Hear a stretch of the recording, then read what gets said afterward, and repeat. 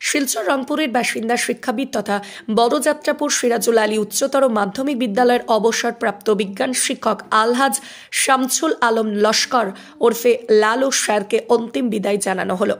অগণিত শোকাহত মানুষের উপস্থিতিতে সন্ধ্যা 5টায় পুরাতন বাড়ি বুড়িবাইল প্রথম খণ্ডস্থিত প্রতাপী পাড়ায় আদায় করা হয়।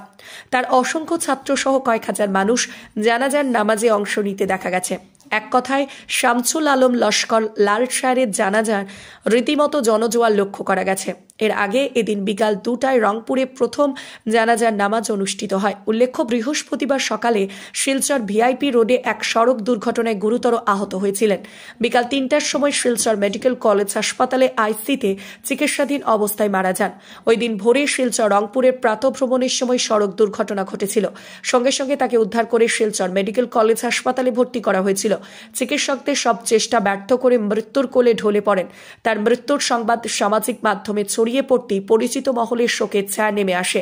তিনি একজন দক্ষ বিজ্ঞান শিক্ষক ছিলেন। মৃত্যুর কালে বয়স হয়েছিল আনুমানিক 71 বছর। রেখে গেছেন স্ত্রী, এক পুত্র, এক কন্যা, 2 নাতিন সহ অসংখ্য আত্মীয় স্বজন। তার ছোট্ট ভাই ইফতেখার আলম লস্কর শিলচর জেলা কংগ্রেসের সাধারণ সম্পাদক, প্রশাসন দায়িত্বে রয়েছেন।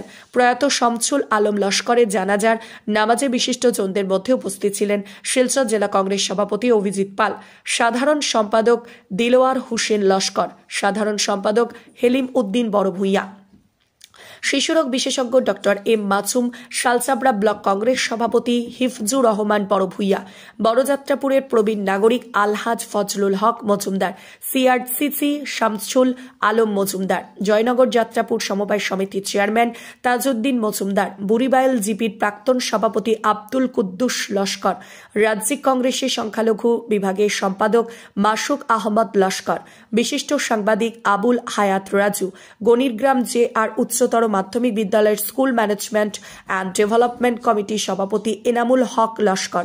জানাজার নামাজ পরিচালনা করেন প্রয়াতের ভাতিজা তথা বুড়িবাইল আঞ্চলিক জমিয়তের সম্পাদক হাফিজ রায়হান উদ্দিন লস্কর।